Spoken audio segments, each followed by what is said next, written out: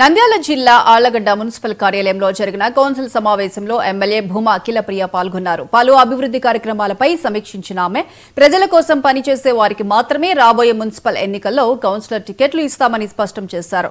కూటమి ప్రభుత్వం అధికారం చేపట్టిన వెంటనే 50 పడకల ప్రభుత్వ ఆసుపత్రి నిర్మాణం ప్రారంభించామని, త్వరలో ఆ ఆసుపత్రిని ప్రారంభిస్తామని తెలిపారు. అలాగే వీవర్స్ కాలనీ, శోభా కాలనీ వంటి పలు కాలనీలో త్వరలో సీసీ రోడ్ల నిర్మాణం చేపడతామని వెల్లడించారు.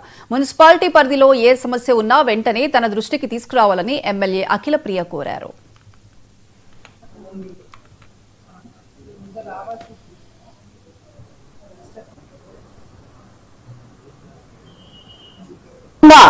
మరి ఏదైతే ఇప్పటికే వ్యూవర్స్ కాలనీలో, అదేవిధంగా శోభమ్మ కాలనీలో, సెంటాన్ స్కూల్ దగ్గర, తర్వాత ఇంకెక్కడ రోడ్లు మనం పెట్టింది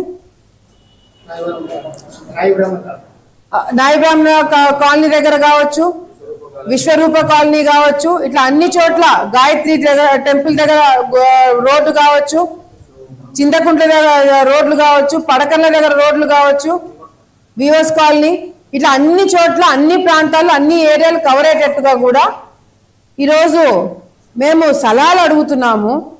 ఇట్లా కాకుండా మేము కేవలం పబ్లిసిటీ కోసము మైకుల ముందర జగన్మోహన్ రెడ్డి మమ్మల్ని ఏదో చూసి నోరు పారేసుకున్న వాళ్ళకి టికెట్లు ఇస్తారు అని చెప్పి మీరు మీ స్టైల్లో మీరు రాజకీయం చేస్తే డెఫినెట్ గా ప్రజలు ఊరుకోరు. ప్రజలందరూ కూడా మేము ఒకటే, రేపు పొద్దున ఎన్నికలు ఉన్నా లేకపోయినా, అధికారంలో ఉన్నా లేకపోయినా ప్రతిసారి సమస్యల గురించి ఎత్తి చూపిస్తున్నాము, మాట్లాడుతున్నాము. అధికారంలో ఉన్నా కూడా ఎప్పటికప్పుడు ఆఖరికి రోడ్డు మీద ఒక ఆవు కనిపించినా, పందులు కనిపించినా, కుక్కలు సమస్యలు ఉన్నా ప్రతిసారి వీళ్ళకి ఫోన్ చేశాను అన్నమాట.